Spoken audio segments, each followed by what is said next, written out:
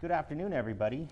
Jared Jones here at the Sacramento History Museum for an edition of Fashion Fridays as part of our Museum Mondays lineup, but a special edition on Friday. And I'm supposed to talk about men's fashion of the Regency period, which I don't know why they chose me. I'm the least fashionable person when it comes to dressing in period attire for our various living history events here at the museum. But the Regency period that we're going to talk about, and maybe you remember from Monday, Susan was talking about women's fashion. I'm to talk about men's fashion. And the best thing about men's fashion in the 19th century is that it doesn't change very much from what gets started in the Regency period, where we have this nice gentleman here.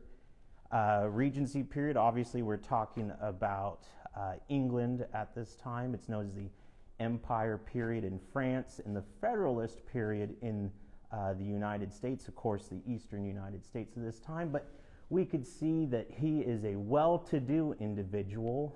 This would not be the clothes that everybody would have worn at this time. He's got high boots and high pants. And I mean high pants, like really high pants. They are way high waist, and they are broad fall pants. Now this is an example of some broad fall pants I'm talking about. Buttons across the front. Now these are 4-hole buttons.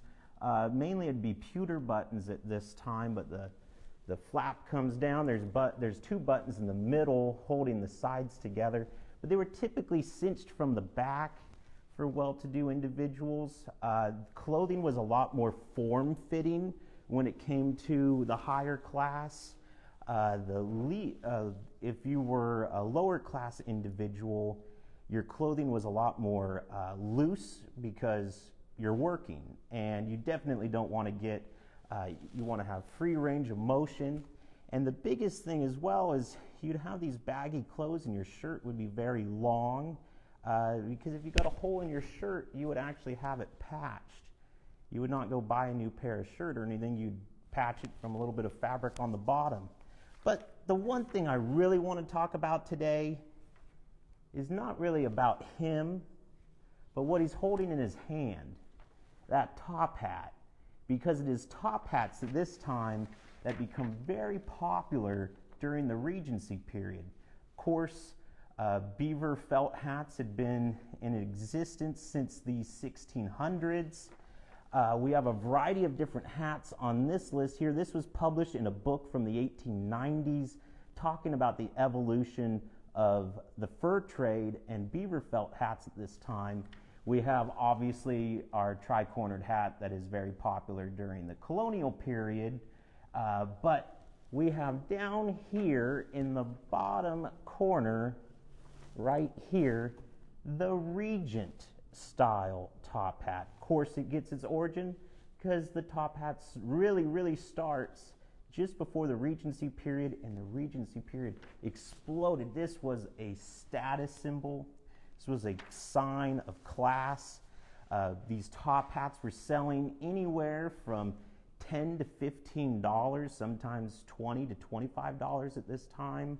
Of course, that's in their money in the early 1800s.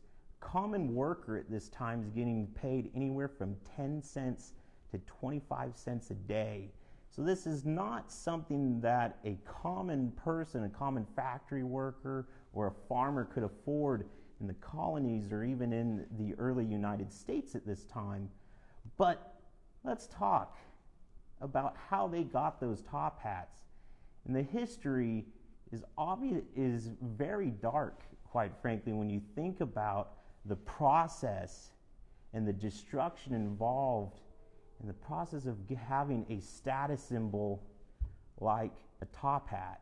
Now, the animal that they're getting these from, the beaver, lives along rivers and streams, builds his lodges, and he has to keep chewing on wood constantly because he has to stay busy as a beaver. But we have the population of beaver had been decimated in Europe by the mid-1600s. And French voyageurs started to come to North America in pursuit of this animal. Now, initially, they are trading across Canada and what becomes later the northern United States.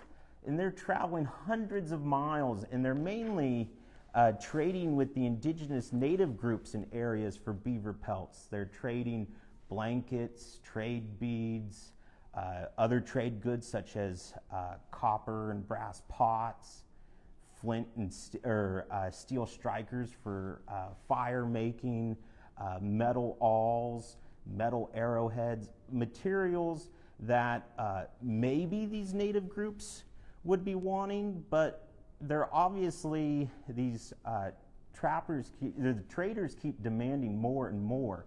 And so does the demand for these top hats. By the turn of the century, in the early 1800s, everybody wants to have a top hat. Every well-to-do individual wants multiple top hats. And it leads to European Americans getting involved in what becomes later the trapping industry, where they are literally, trappers are going out and setting about 6 to 8 of these traps a day across the Rocky Mountains. You have the formation of various trapping companies. The Rocky Mountain Fur Company, the American Fur Company, the Hudson's Bay Company had been in Canada for decades, and they're moving farther and farther west to trap this animal, decimating the environment, completely changing the ecosystem in areas, and they are coming in contact with these indigenous native groups, and they are trying to hunt and trap on their lands with permission, but many times they're not. If you've ever watched the movie The Revenant with Leonardo DiCaprio, that is a great illustration of a trapping camp in the Rocky Mountains in the 1810s.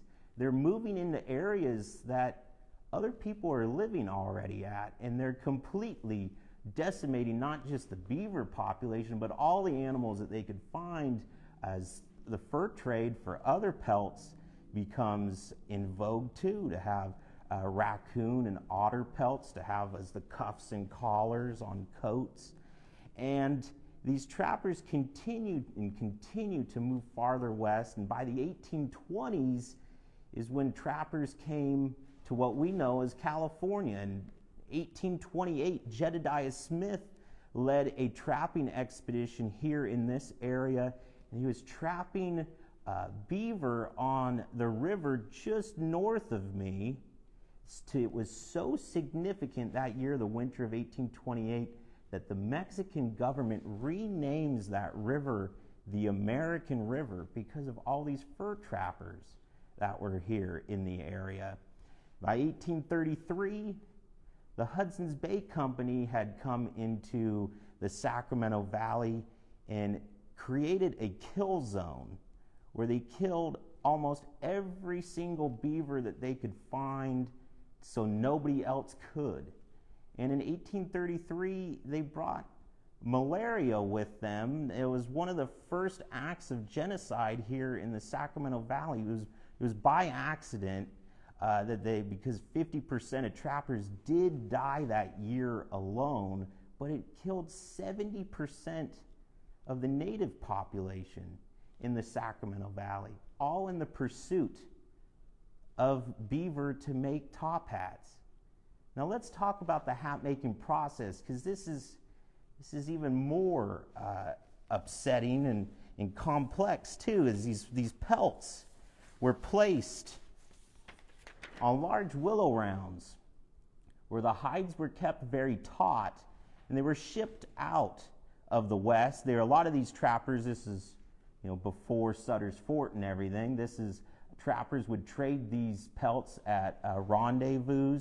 These pelts would eventually make their way to big cities like New York and Boston at this time, who started to have early haberdasheries for making these hats. Connecticut becomes the hat-making capital of the world in the early 1800s, but they're even shipped to England and France, where these hides on the willow wands. Now this is an example of a piece of a beaver hide, and we see that there's these long guard hairs. Now at these hat making shops, the long guard hairs would be plucked off to expose the soft hair underneath. Here's an example without any guard hairs there, and the soft hair underneath would be shaved off and mixed in a concoction of mercury and nitric acid to help the hair bind together and break down the keratin at the tips of the hairs. It's a form of what's called keratin. It gets its name because it actually turns the hair a little bit orange. And they are doing this to kind of mat the hair together into a felt-like material to fit to. Got an example here of these cones. They would fit these to these cones where they were then covered and placed into these large vats, these cast iron pots. That would be a mixture of water and urine that they were boiled so that the felt-like material would shrink and really bind together. They would take that off, place it onto a mold, and form that top hat. And throughout this process, the hat maker, he's working with mercury. It's seeping in the pores of his hands, going into his bloodstream. It's causing all types of severe issues. It's causing arthritis. They're also in the boiling process, because that beaver fur still has mercury on it. They're boiling it, and the fumes are in the air. They're inhaling it, and it's going right to their head and driving psychotic issues and all types of forms of what they would consider at the time to be crazy. And that's where the term mad as a hatter comes from. It's from these beaver felt hat makers. Now these top hats become really the style. Everybody was having a beaver felt hat. They were making different sizes and stuff like that. But by the 1830s, 1840s, the trapping industry completely changes when there's not that many beavers left. And the market completely changes as well. These top hats, sometimes they're way too cheap because nobody wants to have a beaver felt hat anymore with the introduction of another material that I'm going to talk about in a moment. But also in some cases, the beaver felt hats become incredibly expensive. By 1840, top hats were valued between $75 and $200 in the West. But with the opening of China for trade, silk enters the international market. Everybody starts to want to have, by the Victorian era, a silk top hat that was shinier, nicer looking, and is also about half of the price. And so this starts to become the fashion after about the mid-19th century. People wanted to have a silk top hat. Now there were still felt hats in existence. They started to make wool felt. They were also making felted hats out of rabbit hair. But we see the Regency era, so short in time, sets the stage for fashion eras that come later in the 19th century. Women's fashion changes a lot, that Susan is going to talk about next week. But men's clothing really starts to change, not that much in style, but fabrics and the availability of those fabrics and color starts to really change. And that's what I'm going to talk about next week, on next Friday, when I talk about the market revolution and how California helped set the stage for the market revolution with the hide and tallow trade. I want to thank you all for tuning in and watching us here today at the Sacramento History Museum.